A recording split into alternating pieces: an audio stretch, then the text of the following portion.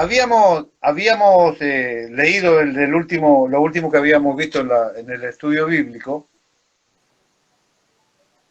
Este cambio completo que nosotros notamos estudiando un poco sobre el libro de Romanos en el capítulo 7 y en el capítulo 8.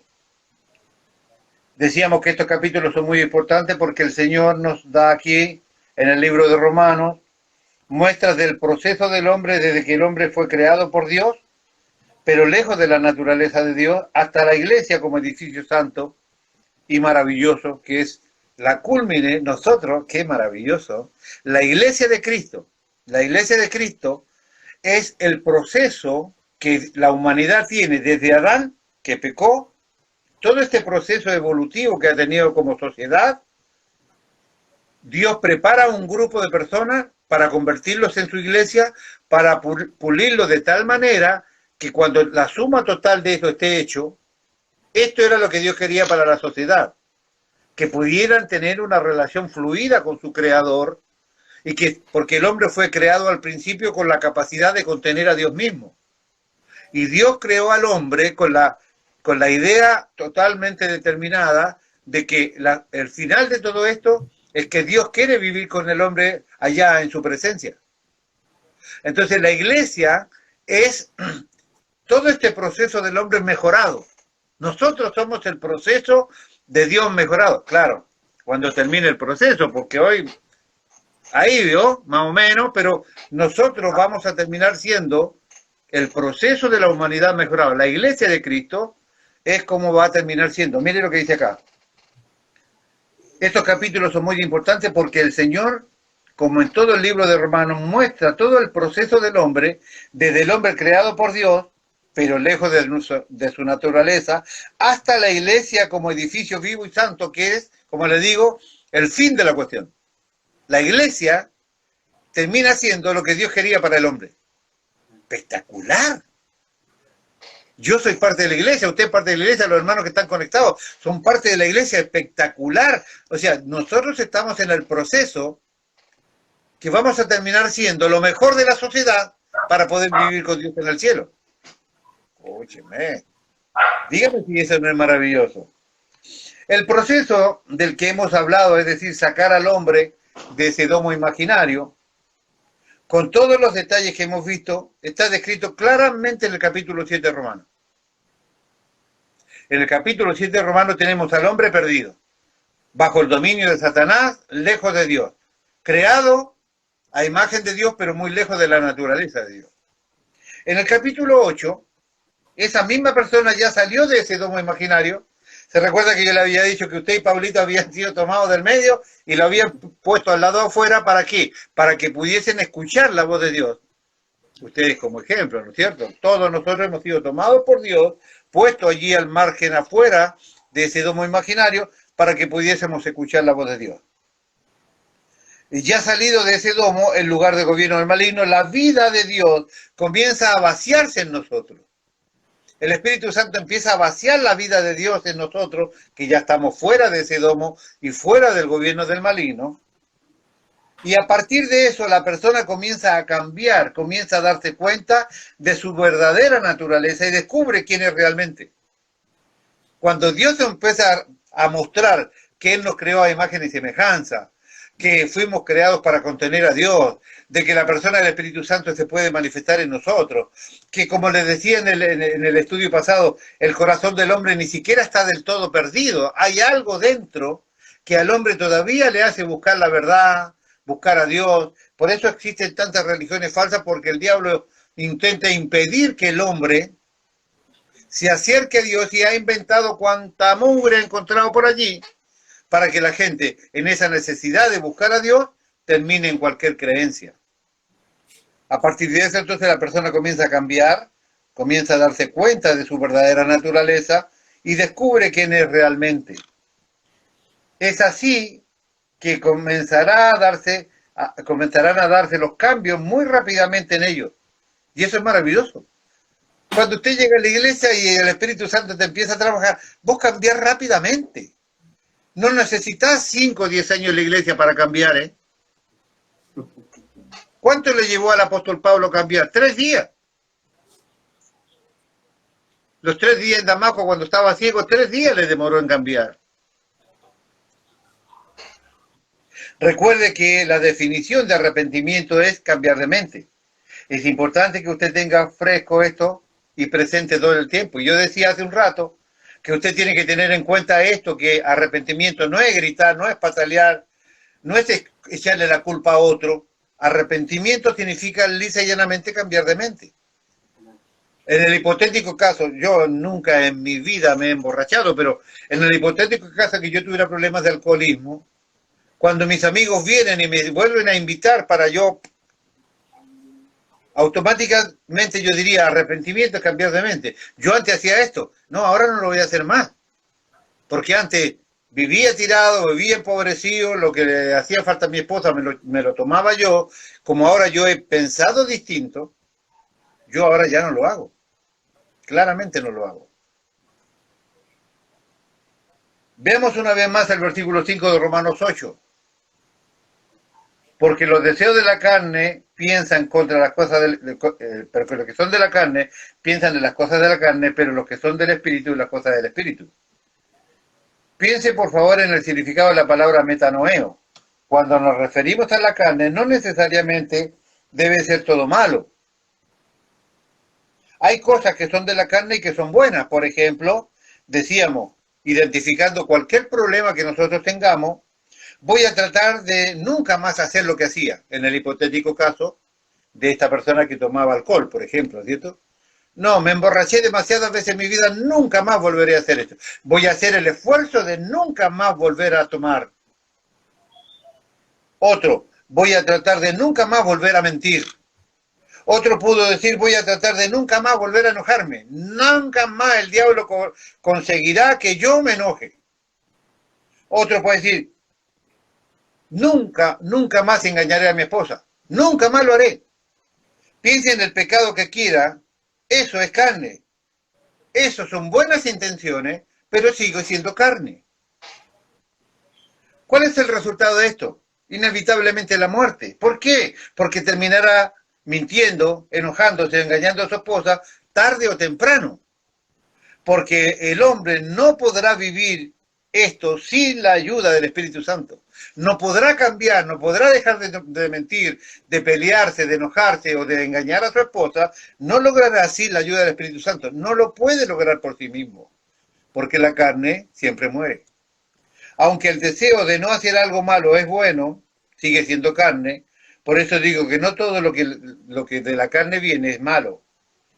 Una persona que está viviendo en la carne, y por más que tenga el deseo de autoayuda diciéndose no mentiré, no me enojaré, no engañaré, tampoco prosperará porque la carne, tanto en lo malo como en lo bueno, siempre morirá. La carne siempre muere. Entonces Dios dice que Él ha provisto la vida del Espíritu para compensar esto.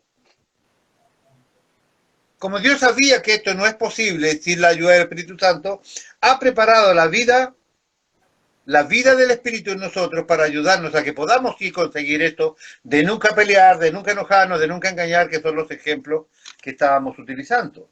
Pero aquí estamos en un tema que por demás importante para mí, en lo personal es el centro del arrepentimiento, es el centro del tema, el corazón del tema de arrepentimiento de obras muertas. Cuando uno es pastor y se ha dedicado a enseñar un poco de Biblia, hay algunas preguntas que son recurrentes para uno, y esto me ha pasado a mí puntualmente. Por ejemplo, ¿quiénes pueden vivir en el Espíritu? Me preguntaba. También preguntan, ¿cómo puedo vivir yo en el Espíritu? Otro, ¿qué es vivir en el Espíritu? Y yo le decía hace un ratito a Rocío que no es usar esas ropas anchas que usaba Homero Simpson, ¿te acuerdas? Y caminar como el señor Burns, ¿no? Traigo paz, te traigo paz, ¿no? ¿Se acuerda? Eso no es vivir en el Espíritu. ¿Cómo puedo reconocer la voz del Espíritu en mí? Y hablaba yo de que hay 3 maneras de escuchar voces en su cerebro. Sus propios pensamientos, los pensamientos que pone el enemigo en sus pensamientos. Porque el único lugar de acceso a su vida que Satanás tiene como autorizado para hacerlo es en su cabeza, y también vienen allí las palabras de Dios, los pensamientos de Dios en usted. Tres voces que cada cristiano debería aprender a escuchar y a identificar. No ha sido nada fácil poder explicar todo esto que hemos visto hasta ahora, ni tampoco se puede mostrar todo esto en un par de horas. Porque para que esto pueda ser serio, para que los hermanos puedan entender este problema, para que todos ustedes deberían ver todo este proceso. No había manera de esto simplificarlo, porque no hubiese servido de nada simplificar esto.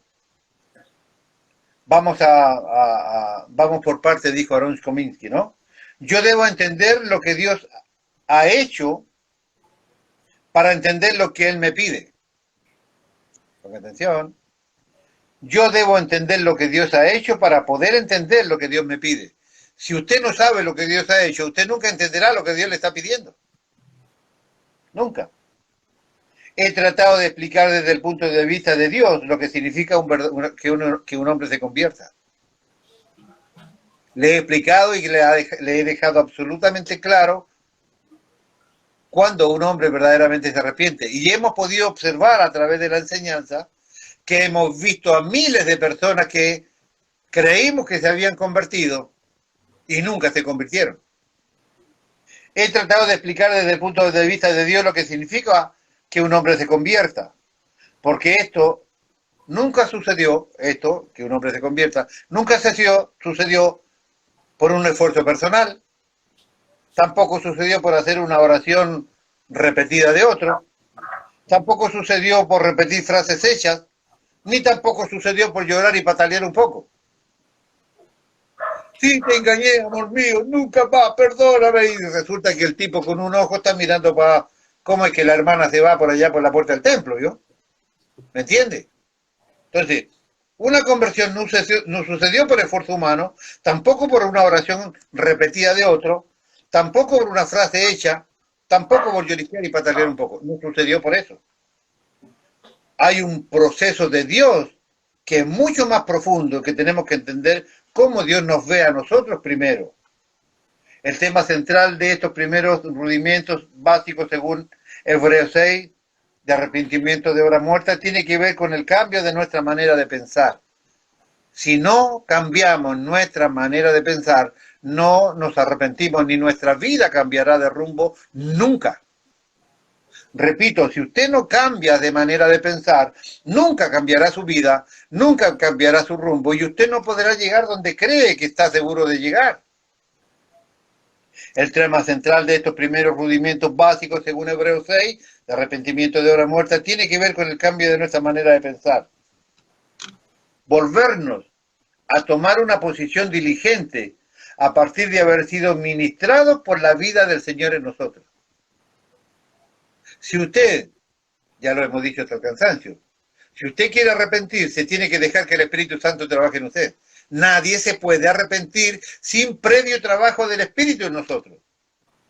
Nadie puede arrepentirse sin previo trabajo del Espíritu en nosotros. Cuando alguien se arrepiente de sus pecados, es porque el Espíritu Santo de Dios ha trabajado primero en él. Si no, es imposible, no hay manera. Cuando hablamos de carne, estamos hablando de todo esfuerzo del hombre por tratar de hacer la voluntad de Dios sin la ayuda del Espíritu Santo. Eso es carne.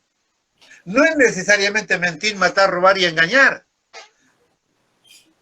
No es simplemente enojarse, patalear o no sé, o no dar un diezmo. No. Cuando hablamos de carne, estamos hablando de todo esfuerzo del hombre por tratar de hacer la voluntad de Dios sin la ayuda del Espíritu Santo. Cuando yo me esfuerzo para no engañar nunca más a mi esposa, por ejemplo, ¿no? Cuando yo me esfuerzo por no tomar nunca más vino, buenas intenciones. Pero eso también es carne. Y estamos hablando de ese esfuerzo humano. Eso es carne, por más que sea una buena intención. Y todo, escuche, tratar de hacer la voluntad de Dios sin la ayuda del Espíritu Santo es carne. Y toda obra que produce un hombre en contra de la voluntad de Dios, eso también es pura carne. Toda obra que produce el hombre en contra de la voluntad de Dios, eso también es carne. Si a usted lo llamaron, para ser pastor, y usted se resiste porque ve demasiada problemática en las personas, si usted lo llamaron al pastorado y usted no tiene paciencia con la gente, y usted dice, no, yo no voy a ser pastor, pero sí me voy a poner al lado del pastor, para que cuando el pastor caiga de tanto piedrazo que le tiraron, yo lo voy a levantar. Pero él es el pastor, yo no, yo voy a ser solamente que esté al lado, el ayudante, ¿no? Toda obra que produce el hombre en contra de la voluntad de Dios, eso también es carne. Por más que usted tenga la intención maravillosa de estar al lado del siervo de Dios, espectacular, qué buena idea. Pero si el llamado al pastorado es usted, y al pastorado, como al evangelismo otro, a la enseñanza otro, a la consejería otro, a trabajar en el altar de Dios a otro. ¿Me entiende? Esto es importantísimo entender. No hacer lo que Dios ha planificado que usted haga también es estar en contra de su voluntad. No sé, yo no voy a predicar más, yo no enseño más, pero te voy a prestar a vos el compu, Miguelito, para que vos con este compu puedas enseñar. Y cualquier cosa que te falte, te presto. Todos estos libros que tengo acá, te los presto.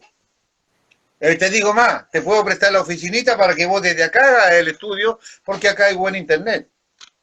Todo esto que yo ofrezco también es estar en contra de la voluntad de Dios, y eso es carne. Y yo quiero que las personas entiendan esto. Yo les predicaba ayer y les decía, toda persona que pertenece a una iglesia cristiana evangélica tiene una tarea que hacer.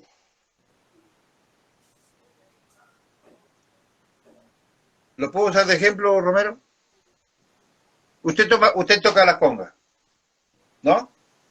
Yo veo cómo les enseña a los más chicos, espectacular. Pero un buen día usted le agarró la puntada que usted no quiere tocar más las congas. Entonces le va a decir, Joelito, mira, te presto las congas, yo te voy a decir cómo se toca, yo te voy a apoyar, yo te voy a decir, dale, vamos, golpee, vamos, dale, sí, y yo te voy a mirar como vos lo haces. Cuando usted es el que tiene que tocar, entonces eso también es estar en contra de la voluntad de Dios. Toda obra que produce el hombre en contra de la voluntad de Dios, eso también es carne. ¿De dónde nace esto? Del pecado de Adán, obviamente. Veamos dos aspectos de la carne. ¿Qué ha hecho esto nace del pecado de Adán? ¿Qué ha hecho Cristo para vencer esto? Respuesta, Cristo ha hecho un proceso de regeneración en nosotros. O sea, yo antes me rebelaba lo que me mandaban, hoy obedezco a Dios. Yo antes mentía, hoy obedezco a Dios, que Dios dice no mentirás. Yo antes era un ladronazo tremendo, pero hoy entiendo que Dios dijo no robarás. ¿No? Yo antes odiaba a María y a todos los cardenales, hoy amo a mis enemigos.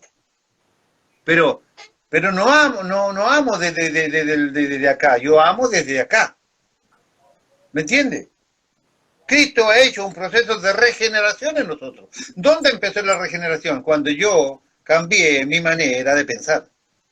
Cambio mi manera de pensar, ya no pienso como el diablo, ahora pienso como Cristo, recibo la justificación de Cristo con todos los paquetes de las justificaciones que están dentro, santidad, regeneración, misericordia, todas las doctrinas bíblicas, las apropio, y cada vez cuando yo voy abriendo este paquete maravilloso de regalo de bendiciones, voy dándome cuenta que mi vida va siendo regenerada.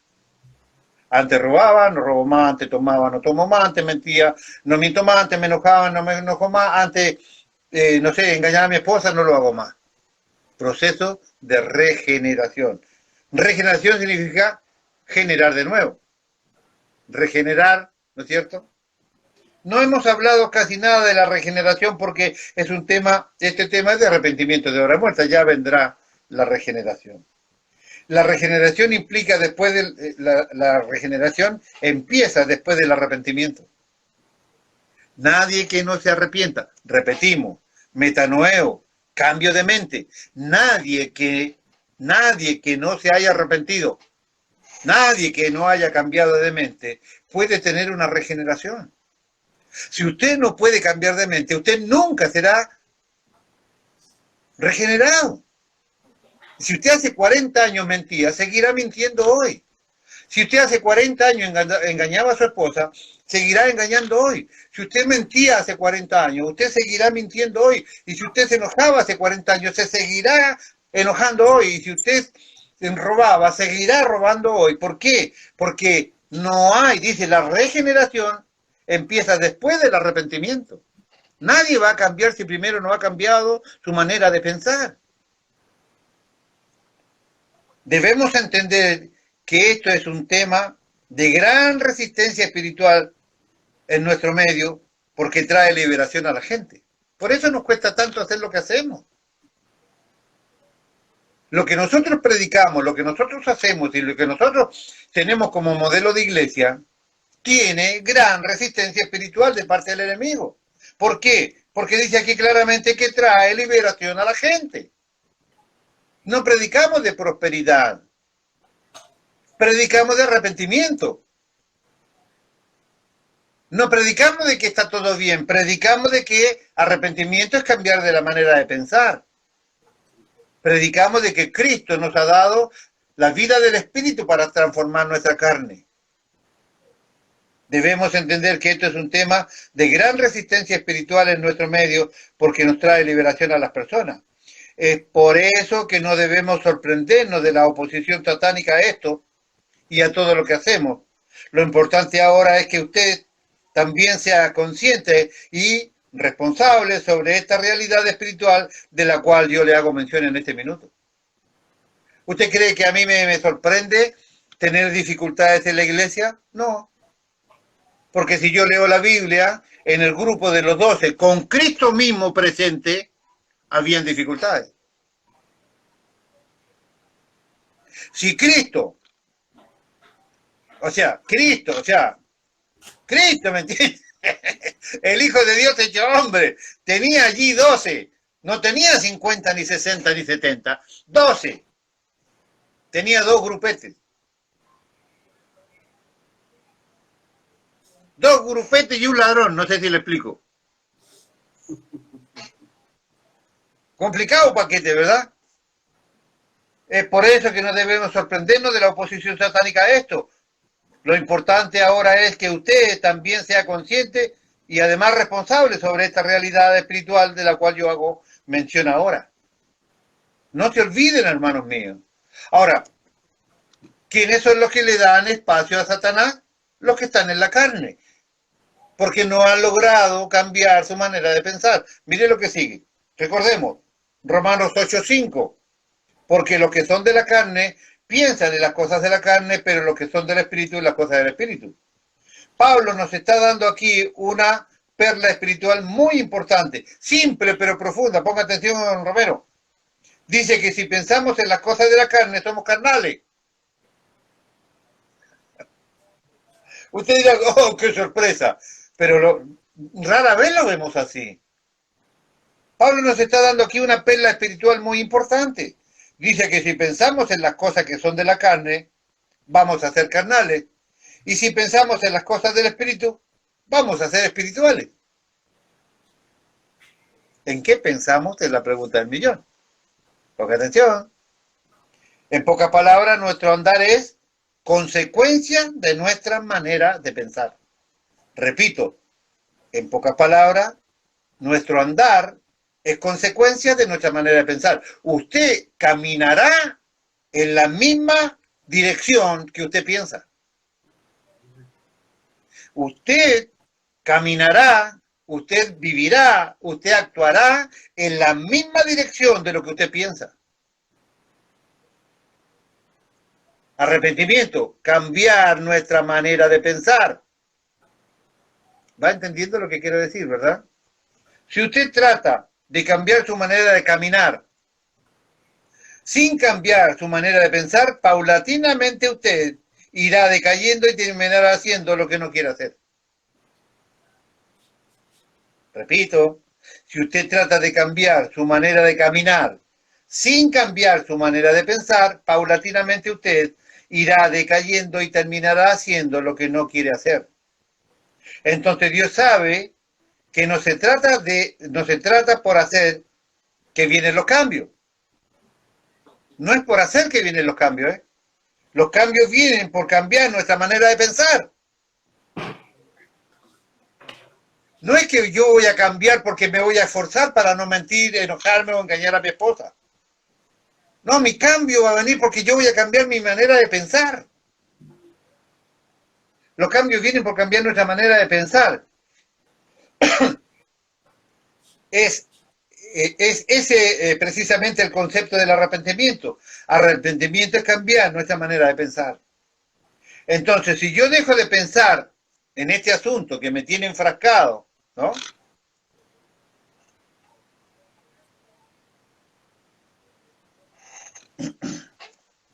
Piensa en este ejemplo, Romero. Entonces, si yo dejo de pensar en este asunto, cualquier sea el asunto que me tiene entreverado, cualquiera, no sé, a ver, se me ocurre, bueno, tengo un problema limítrofe allí con mi vecino, ¿no? Tengo un problema limítrofe ahí, de relaciones interpersonales e internacionales con mi vecino, por ejemplo, ¿no? Si yo dejo de pensar en este asunto y comienzo a pensar en otro asunto, mi manera de caminar va a ir girando gradualmente en la dirección de donde van mis pensamientos. A ver, sí, el vecino puso la estaca allí en lo que él consideraba los 10 metros del limítrofe del terreno, pero a lo mejor pobre no se dio cuenta y en vez de medir 10, midió 3. Se equivocó feo al vecino, ¿no? Midió 9,90, ¿no? Se le corrió la cinta, pasó a 9,90, ¿no? Si yo digo, no, no fue mala intención del vecino. No es que, ¿qué hace con un pedacito así de tierra? No levanta un edificio con un pedacito así de tierra, ¿verdad? Yo tengo un vecino acá que por un pedacito así de tierra creía que le habían robado a la señora. Nadie le va a robar a la señora, te lo puedo asegurar. Pero de verdad él creía que con esto le habían robado la vida. Resulta que después, midiendo, él estaba así más acá. No sé si me entiende. Ahora, si yo dejo de pensar en ese problema y empiezo a cambiar mi modo de pensar, mi trato, mi caminar con el vecino va a cambiar. Ya no lo veo como un sinvergüenzón, ¿no? Que me quiere robar un pedacito así de tierra. No, lo veo como un vecino que se equivocó y que el tipo va a estar ahí toda la vida, porque usted tiene que aprender a convivir con los vecinos, porque los vecinos van a estar con usted hasta que se mueran. A no ser que Dios lo lleve para otro lado, pero van a estar allí, ¿verdad? Entonces, si yo dejo de pensar en ese asunto y comienzo a pensar en otra situación, mi manera de caminar va a ir girando gradualmente en dirección a donde van mis pensamientos. Ya no lo voy a tener aquí al muchacho. Lo voy a ver como el vecino que sí está ahí, se equivocó en un pedacito así, ya nadie se muere por eso. ¿Qué es lo que la religión dice? ¿Qué es lo que la religión hace? El cristianismo no es religión, pero pensemos en la religión. ¿Qué es lo que la religión hace? Te dice, no está bien que hagas tal cosa. Usted no ha estado en una iglesia donde el pastor le dice, usted puede hacer esto, esto y esto, pero usted no puede hacer esto y esto y esto. Yo quiero que usted haga esto, esto y esto, y no quiero que haga esto, esto y esto. Quiero que diga esto y esto, y no quiero que diga esto y esto y otro. ¿No? La iglesia pentecostales generalmente funcionan así, o funcionaban así cuando hace 40 años cuando yo pertenecía a la iglesia pentecostal. Yo hoy no lo sé, porque hoy soy bauticostal, no sé si me entienden. Pero en la religión, o hay muchos cristianos que están acostumbrados a ese tipo de iglesia, pero eso no es fe, eso es religión. Cuando la religión te dice, hace tal cosa, hace tal otra. La Biblia dice que vos tenés que cumplir con los mandamientos. No es lo mismo. Mire, te dice que está bien que hagas tal o tal cosa y te dice que está mal que hagas tal o cual otra. Pero eso, que yo hago esto, porque pienso de cierta manera. Yo me peleo con el vecino por los 5 centímetros de medición, porque yo pienso así. Yo pienso así. A mí nadie me quita 5 centímetros de elástico, nadie. Me la banco yo, nadie, ¿no? Nunca me doy el margen para decir, bueno, hubo una equivocación. El tipo cerró la medianera, ¿no?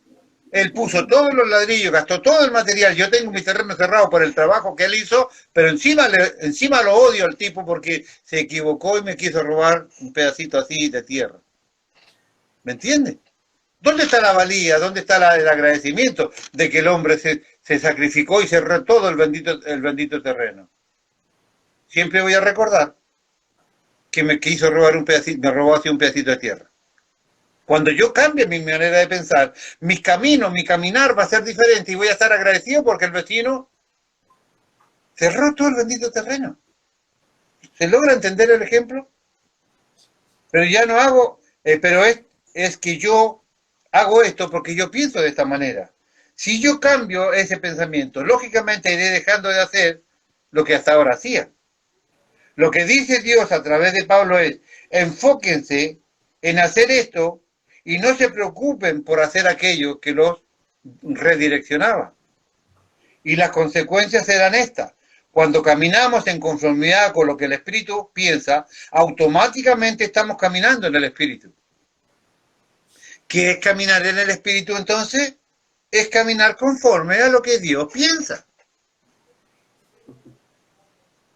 Uy, resolví un problema con mi esposa.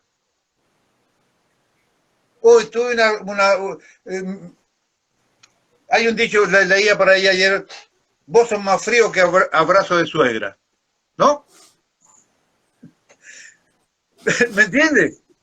Vos sos más frío que abrazo de suegra. Yo no sé cómo lo abraza usted su suegra, pero general, pero no hay ahí un freezer, no hay ahí una heladerita en el medio, ¿no? O más o menos.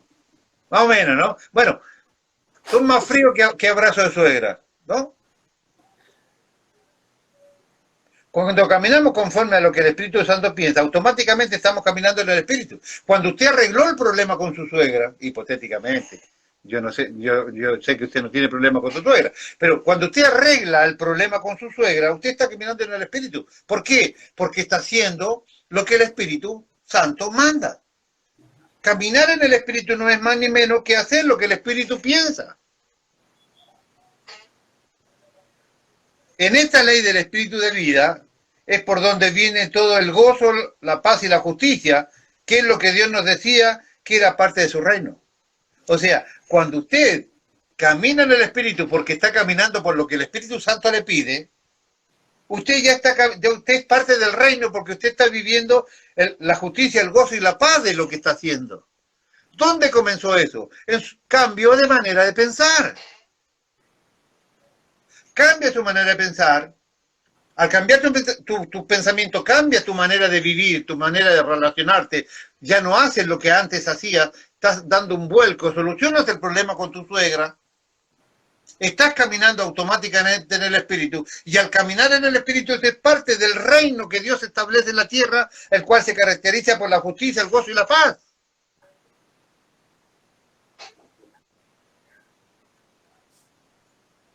Ahora, cuando yo no puedo estar en la justicia, en el gozo ni en la paz, ni puedo arreglar mi problema con mi suegra, ¿puedo ser parte integral del reino de Dios?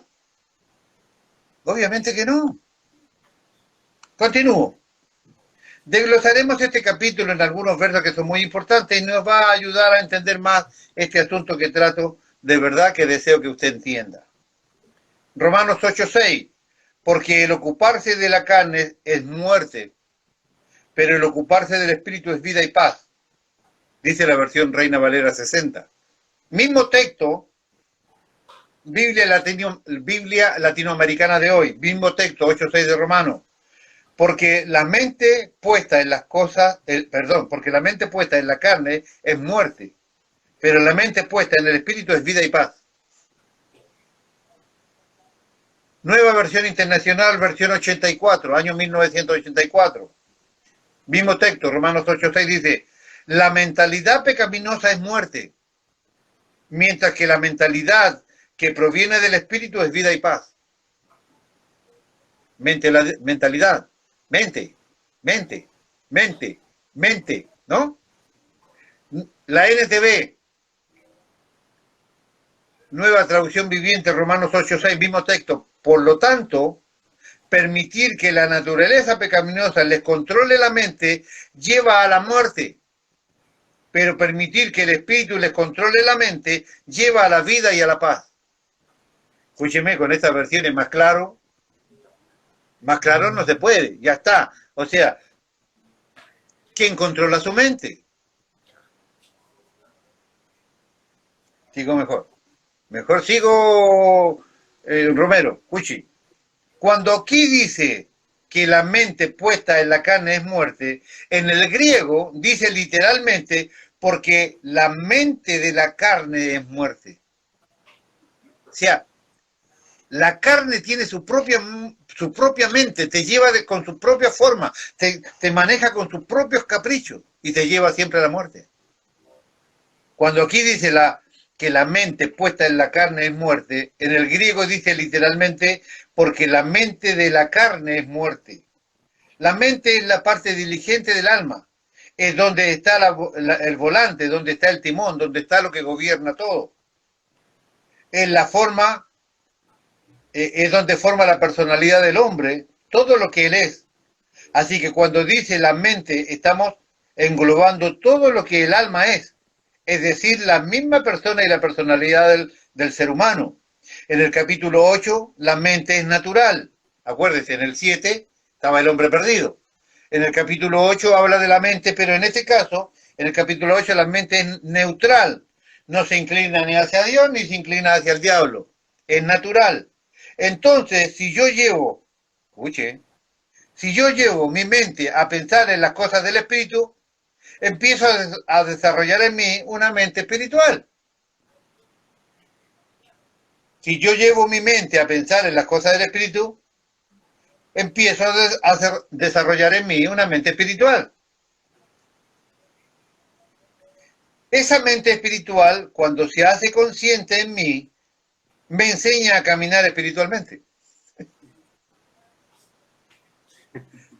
¿Qué es caminar en el espíritu? Caminar en el espíritu es pensando en las cosas espirituales. ¿Se acuerda lo que dice Filipenses 4:8? Permítame tomarme el laburo de buscar Filipenses 4:8 para leérselo así, solo así a la carrera, por favor. Solo un segundo.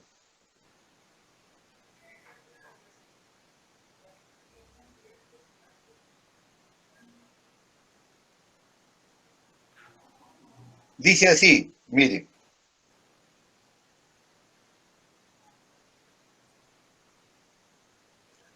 Por lo demás, hermanos, todo lo que es verdadero, todo lo que es honesto, todo lo justo, todo lo puro, todo lo amable, todo lo que es de buen nombre, si hay virtud alguna, si hay algo digno de alabanza, en esto pensad.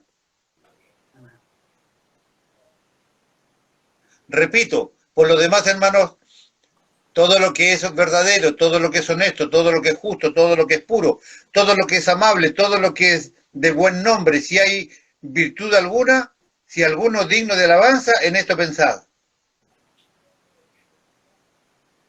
Esto significa claramente que usted puede gobernar su... Dice acá Pablo en Filipenses 4 que usted puede gobernar su cabeza. Usted puede gobernar sus pensamientos.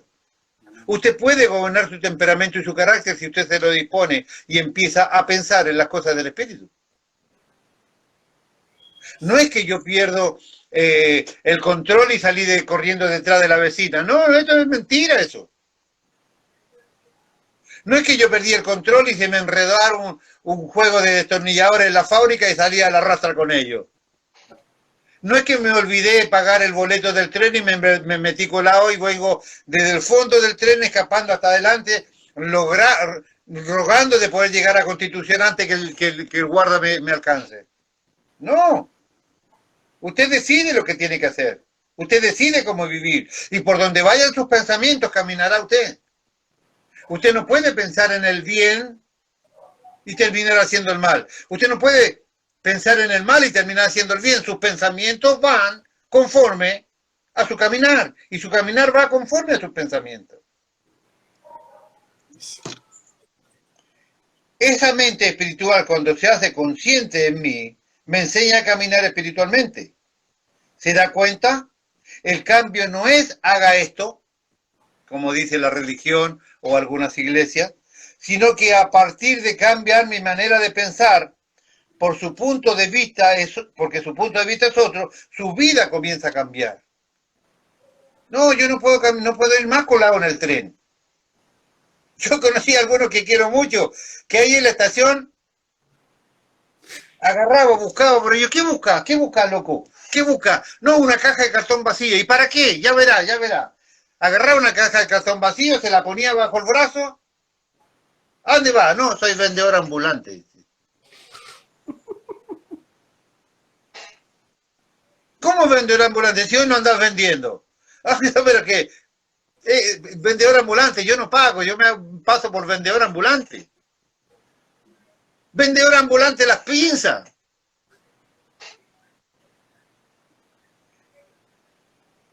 El cambio no es haga esto, sino que a partir de cambiar la manera de pensar, porque su punto de vista es otro, su vida comenzará a cambiar. Muchas veces pasa esto. Usted tiene que ayunar, por ejemplo, ¿no? Tiene que dejar de mentir. Usted se dirá, nunca más podré hacer esto de mentir. Y eso sería bueno. Porque usted no puede dejar de mentir solamente para ayunar y después que llegó el ayuno. No, si usted dice, mira, voy a ayunar porque no mentiré nunca más. No es que al otro día que entregó el ayuno usted le puede seguir dándola. No, o sea, no, ya hice un ayuno por esto y nunca más, no sé si me entiende, nunca más. Pero Dios nos está pidiendo que hagamos el cambio no nos está pidiendo que hagamos el cambio desde afuera hacia adentro, sino al revés, desde adentro hacia afuera. Primero cambio mi forma de pensar y luego cambio mi forma de actuar. Primero cambio mi manera de pensar, no, a Dios no le agradan las mentiras. Y después hago para afuera, ya no miento más. Cambio primero adentro y después saco aquel cambio. Porque es desde ahí, desde dentro, donde nace todo lo que nosotros somos. Entonces, en el capítulo 7 y en el capítulo 8 podemos ver cómo la mente puede hacer diferentes acciones, las cuales tiene la capacidad de ponernos en la carne o ponernos en el espíritu. Sus pensamientos lo pondrán en alguna de estas dos veredas. No hay una en intermedia. No es que a veces usted miente y a veces no miente. ¿Usted necesita robar toda la semana un banco para ser ladrón? ¿Usted necesita dejar de diezmar una vez para que la Biblia lo acuse de eso? Entonces, mentir o ser un mentiroso, ¿usted necesita decirlo todo el tiempo o mandarse un par nada más? Usted miéntale una o dos veces a su esposa, o esconda una o dos verdades tajantes de su vida, y usted será lo que tiene guardado. Porque acá dice claramente, el cambio no debe ser de afuera hacia adentro, debe ser de adentro hacia afuera.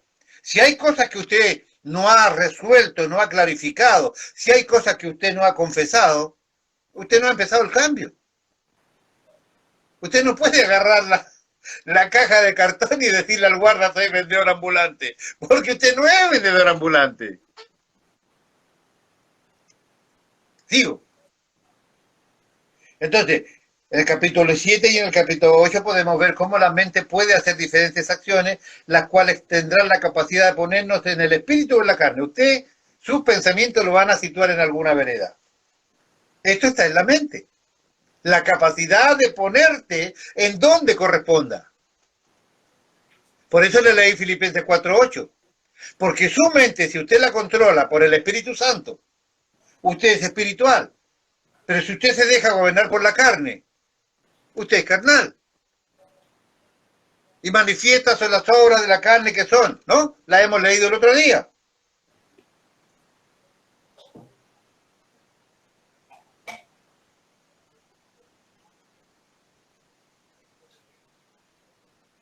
Esto estaba en Gálatas capítulo 5, versículo 18.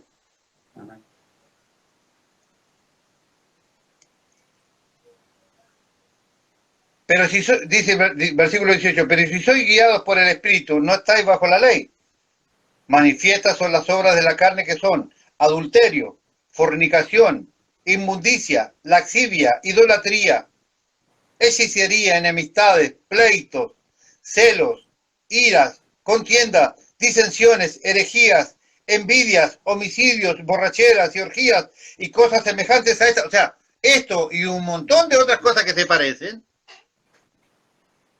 y cosas semejantes a esta, acerca de las cuales os amonesto, como ya lo he dicho antes, que los que practican tales cosas no heredarán el reino de Dios.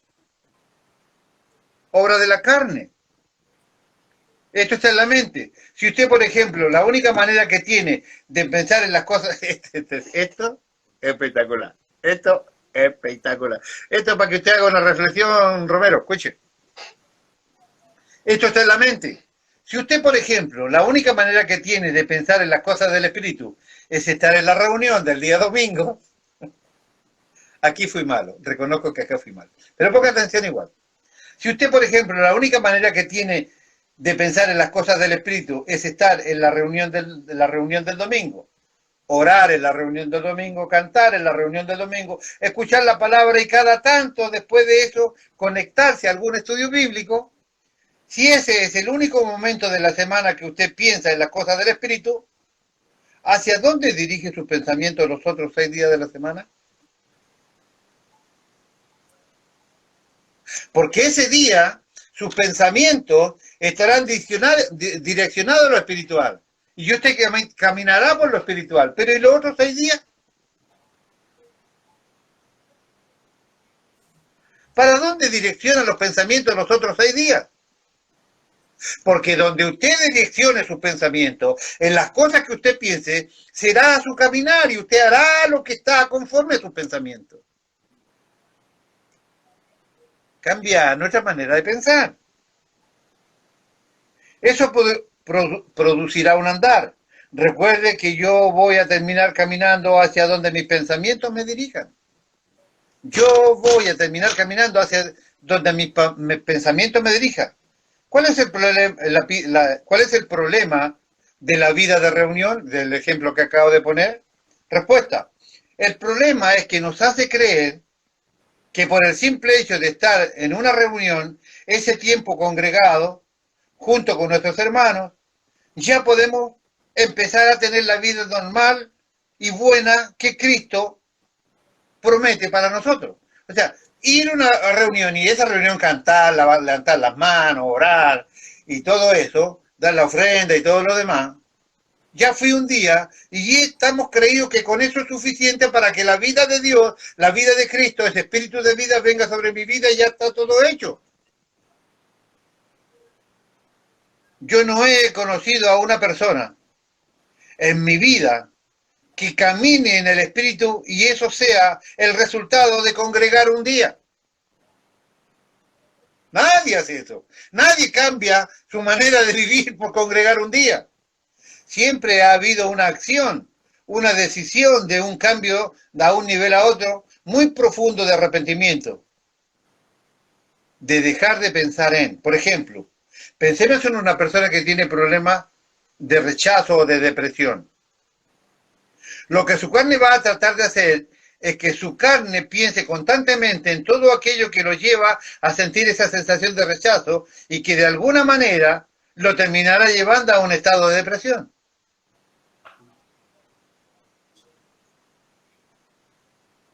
Su alma dirá, todos me rechazan, desde muy chico me rechazan, no me consideran digno, me dejarán solo toda la vida, no me duran los amigos, no les gusta mi forma, quizás no sé hablar, las personas no me entiende, siempre me malinterpretan mil cosas más como esta.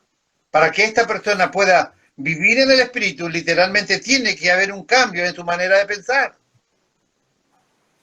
Porque si hubiera alguien que tenga estas características, cuando cambie su manera de pensar, va a entender que esto no es cierto. Porque hay un Cristo que te eligió, hay un Espíritu Santo que hizo morada en ti, hay una palabra de Dios que te transforma, está tu esposa que te quiere, está tu familia que te quiere, están tus hermanos que te quieren, te respetan en el laburo, te respetan tus vecinos, tenés un buen testimonio o sea, hay 1000 personas que te podrán mostrar con su accionar en la vida de que eso no es cierto. ¿Quién te enseñó esto? La vida a lo mejor te enseñó esto, el vecino a lo mejor te enseñó esto, pero no Dios. Dije hace un ratito, el diablo nos ha convencido a nosotros de que somos malos, inútiles, que no sirven para nada, que siempre vamos a repetir todos los pecados que nuestros padres hicieron. Eso es lo que el diablo nos decía. Cuando viene el espíritu de vida sobre nosotros, cuando Dios empieza a cambiar y a llenarnos con su palabra, leí allí, decía, empezamos a ver verdaderamente quiénes son y empezamos a ver cuál es nuestra verdadera naturaleza. ¿Quiénes soy? Hijo de Dios. ¿Cuál es mi verdadera naturaleza? Hijo de Dios, consagrado al servicio exclusivo de Dios. ¿Cuál va a ser mi fin? Vivir eternamente con Dios en el cielo. ¿Por qué? Porque Él no me rechazó, porque el Espíritu no me rechazó, porque Cristo no me rechazó, porque la iglesia no me rechazó, porque nadie me rechazó, porque ese era simplemente un engaño del diablo, utilizando a mi familia, diciéndome, sos un inútil, nadie te querrá, por eso sos así, bla, bla, bla, bla, bla, bla. Cuando yo cambio mi manera de pensar, empieza a producirse el cambio de adentro hacia afuera. Y cuando yo piense de manera diferente a este cuadro imaginario que yo acabo de describir, simplemente mis caminos cambiarán, mis pasos cambiarán y mi dirección de caminar será distinto.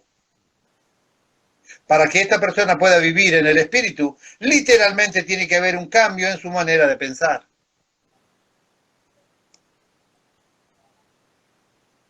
Yo soy de una familia de padres separados. Nosotros somos 4 hermanos. 3 de ellos, éramos 5 y falleció uno cuando era muy chiquitito. Si no me falla mi memoria, que creo que tenía como un año, creo. Se murió mi hermano. Nosotros quedamos 4. 3 de ellos se criaron con mis abuelos. Yo solo uno, yo. No importa la hora que fuera, yo me iba para mi casa, con mis padres, mi mamá y mi papá. Y yo fui el único que me morfé toda el proceso de separación y de agresión y así, ofensa, agresión y separación de mis padres. Porque primero había otra ofensa, después habían maltratos, golpes y después terminaron por separarse. Yo soy hijo de padres separados. Yo recuerdo, lastimosamente, hoy ya eso se ha solucionado, pero yo recuerdo el primer abrazo de mi madre a los 45 años. No recuerdo abrazos de mi padre. De hecho, cuando él se murió, mi mayor tristeza, cuando me dijeron que mi papá se había muerto, yo traté, creo que ya se lo he mencionado en alguna ocasión, yo traté de guardar imágenes en mi corazón para recordar a mi padre y el dolor no fue tanto su muerte, sino que no había ninguna imagen para guardar. No había ninguna caricia que guardar, no había ningún buen consejo para guardar, no había ningún ejemplo para guardar, lamentablemente. Sin embargo, yo soy una persona muy afectiva hoy. Soy una persona de piel, una persona de abrazo, una persona de manifestar mi cariño, de manifestar mis atenciones, de manifestar mi preocupación por las personas, de distintas maneras. Pero yo fui criado de una manera totalmente distinta. ¿Cuál fue el cambio? Haber creído en la palabra de Dios. Haber creído en la palabra de Dios. Nunca olvidaré el día que yo llegué a mi casa y si mis padres se habían separado. Nunca. Yo creo que ni siquiera lo saben mis padres. Ya mi papá se fue, pero Nunca nadie pensó en mi corazón el día que yo llegué a mi casa y mi casa estaba vacía. Mi vida, mi vida se destruyó aquel día. Nada, nada de lo que había sido mi vida estaba en esa casa, había desaparecido todo. Si yo me hubiese quedado, entre otros tantos detalles, tampoco quiero ponerme melancólico porque no es mi manera, pero quiero decir que si yo me hubiese quedado con ese pensamiento, con esa crianza que me dio mi padre, que me golpeaba hasta cuando ya cesaba, así nos golpeaba, y hasta cuando ya se cansaba y no podía más, nos largaba. Si yo me hubiese quedado con ese concepto, hoy yo no sería el abuelo que soy, no sería el amigo que soy, no sería el pastor que soy, tampoco sería el esposo que soy. Yo me río, me gusta hacer bromas, soy cariñoso, afectivo, soy abrazador, me gusta el contacto de piel con todo el respeto que las personas se merecen, por supuesto, pero si yo me hubiese quedado con el concepto con el cual me criaron,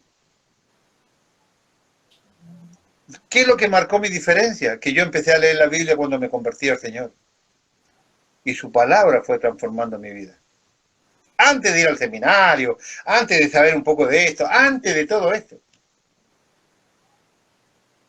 Empecé a escuchar del amor de Dios, empecé a leer del amor de Dios y empecé a ver lo que Dios había hecho por mí y para mí.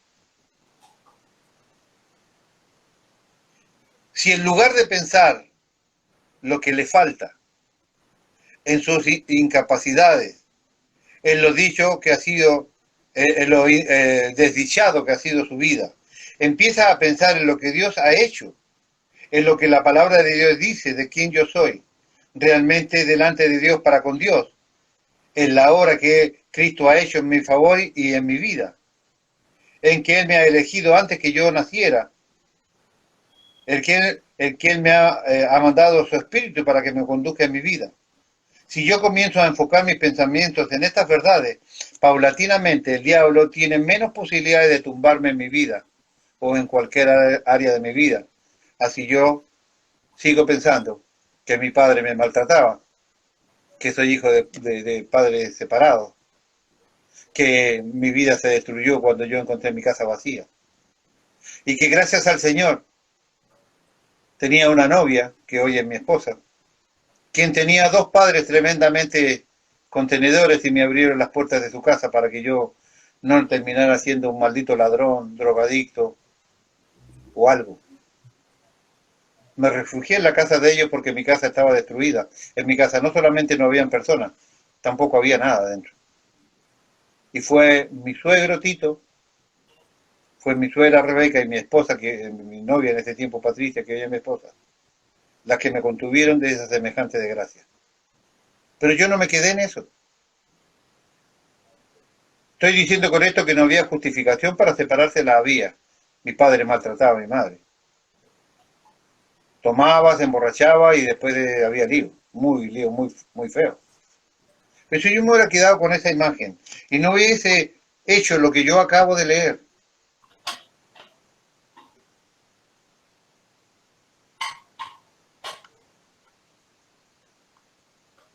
si en lugar de pensar en lo que me falta o en lo que me pasó, pensar en mis incapacidades, en lo desdichado que fue aquel tiempo de mi vida, empieza a pensar en lo que Dios ha hecho, en lo que la palabra dice que realmente yo soy y que realmente soy delante de Dios y para con Dios, en la obra que Cristo ha hecho por mí y en mi vida, en el que me ha elegido antes de que yo naciera, en el que ha mandado al Espíritu para que me conduzca.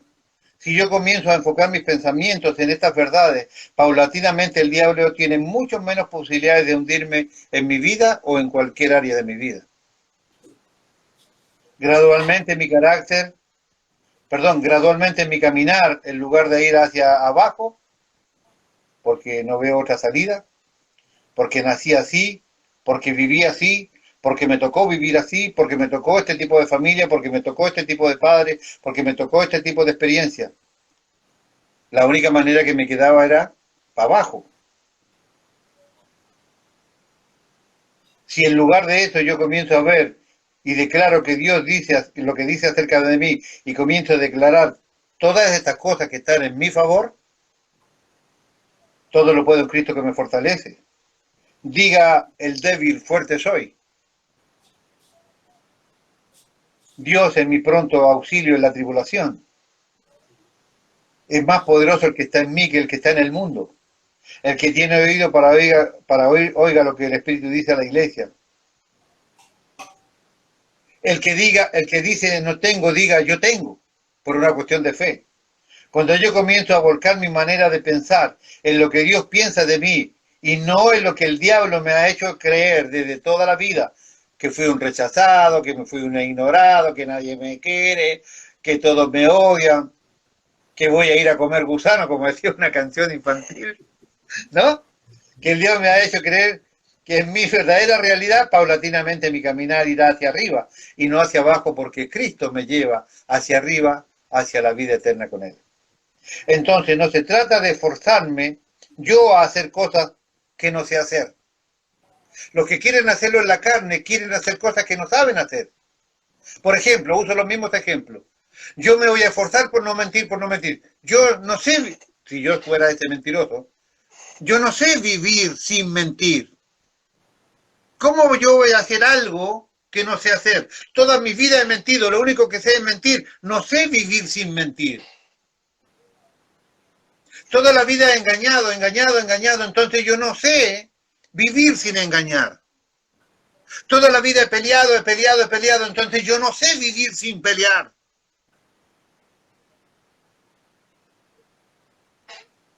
Entonces no se trata de forzarme yo mismo a hacer cosas que no sé hacer, sino se trata de forzarme a pensar, y no en mí, sino en las cosas que el Espíritu hace en mí.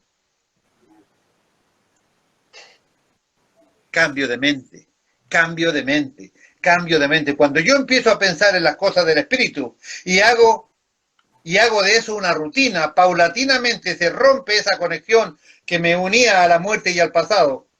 Hablo de que la muerte es todo aquello que está lejos de la vida de Dios. Es ahí donde yo voy a empezar a poder verme diferente y voy a empezar a experimentar cosas distintas y voy a relacionarme con las personas de manera distinta, las cuales Dios me ha hablado que yo haga. Mi mente se une con mi espíritu y esto, mi espíritu, que está unido a la persona del Espíritu Santo, que está en mí, automáticamente en mi vida va a fluir de una manera diferente y yo caminaré en el Espíritu. Todo empieza aquí. Todo empieza aquí. Y cuando yo empiezo a leer la palabra y le creo a la palabra, todo esto va aquí y de aquí va a mi corazón y de mi corazón va a mi boca y todos mis pensamientos y mis declaraciones empiezan a provocar en mí un distinto camino del que he tenido hasta ahora. Romanos 8.2 dice, porque la ley del Espíritu de vida en Cristo Jesús me ha librado de la ley del pecado y de la muerte. La NTV, el mismo versículo, porque ustedes pertenecen a Él, el poder del Espíritu que da vida, los ha liberado del poder del pecado que los llevaba a la muerte. Esto es maravilloso. Una de las grandes estrategias del diablo es hacernos pensar en el futuro. Cada vez que los discípulos querían pensar en el futuro, el Señor les hacía pensar en el presente. Uy, qué tarde que es. Ejemplo, miren ustedes a las aves, consideren ustedes a las flores, no siembran, no cosechan ni nada, nada les falta. Cuando nos dice que oremos, que pidamos el pan nuestro de cada día, no de mañana y no de pasado, el pan nuestro de cada día. Cada vez que nosotros pensamos en el futuro, Dios nos dice que pensemos en el presente. El maná era para hoy, no era para mañana ni para pasado. El maná era para hoy. ¿Se da cuenta de lo que produce? ¿Se da cuenta que lo produce el estrés y la angustia en la perspectiva del futuro?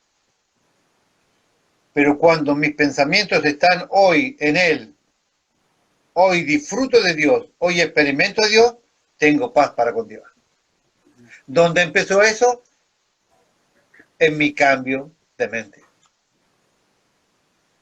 Si yo vivo así, la posibilidad que el diablo tiene de arrastrarme hacia la estrés y a la angustia y sentirme totalmente despreciado y menospreciado por los demás, simplemente desaparece.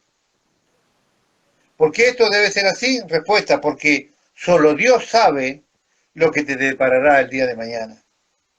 Otro verso de cada día tiene su propio afán. ¿Cuál es el punto de quiebre para romper ese yugo que el diablo ha puesto en el corazón de hombres que llevan y viven en angustia? Respuesta, buscar, no proyectar nuestros pensamientos a la incertidumbre del mañana, sino disfrutar de lo que Dios me ha convencido que yo soy hoy. Yo hoy soy siervo de Dios. Yo hoy soy miembro militante de la Iglesia Evangélica Jesús Rey de Gloria. Yo hoy soy un portador de la palabra de Dios. Yo hoy soy un siervo que tiene hermanos maravillosos a su alrededor, que hacen, a pesar de todas las dificultades y diferencias, hacen un gran esfuerzo por acompañar este ministerio mío. Hoy yo soy aquel que Dios eligió antes de la fundación del mundo, que sabía que iba a pasar por tremendos dolores de mi corazón cuando era joven y cuando era más grande. ¿No? Aquel golpe en mi corazón que de verdad me provocó muchísimos problemas y dolores cuando yo era joven.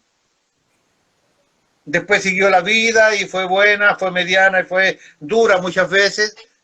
Y después tuve hijos y Dios se llevó a uno de ellos. Y un buen día estaba allí y tuvimos la grata o mal noticia de que mi esposa tenía un tumor en su cerebro.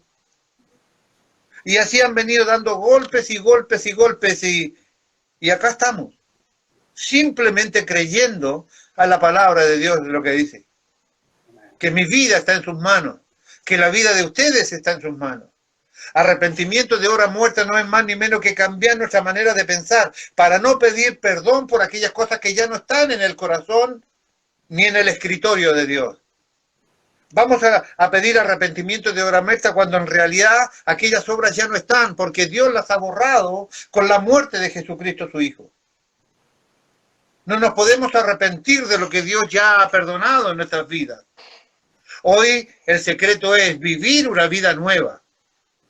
Pero si hay alguien que quiere vivir en el pasado, escarbando el pasado, está en su derecho, pero nunca vivirás en el espíritu pensando y mirando para atrás.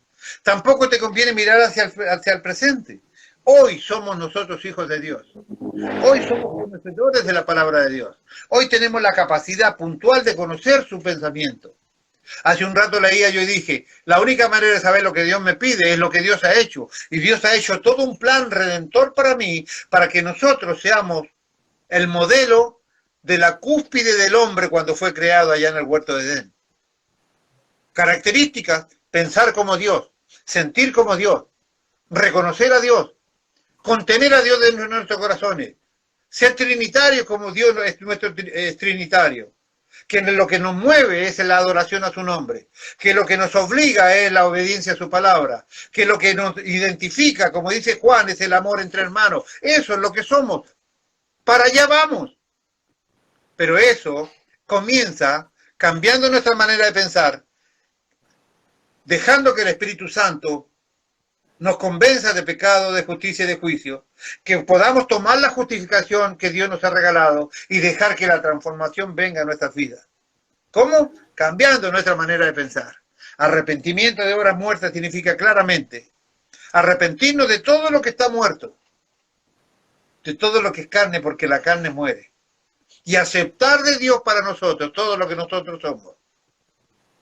Hombres y mujeres escogidos de Dios, para vivir clara y puntualmente delante de su presencia, aquí y en la vida eterna para siempre con Él.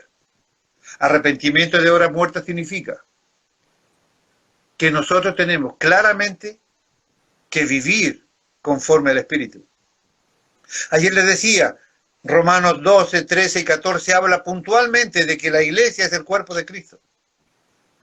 Que presentemos nuestros cuerpos en sacrificio vivo, santo y agradable a Dios, que nuestro culto racional, que es nuestra verdadera adoración, dice nuestras versiones.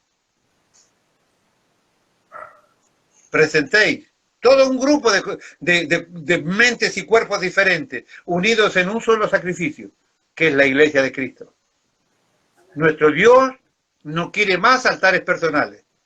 Dios quiere que somos un cuerpo junto a la cabeza que es Cristo. Podamos entregarle a Dios, nuestro Padre Celestial, la adoración que Él se merece. Para eso tenemos que cambiar de mente. Tenemos que cambiar de modo de pensar, porque eso nos llevará a caminar de una manera distinta y nos encontraremos con nuestro Dios.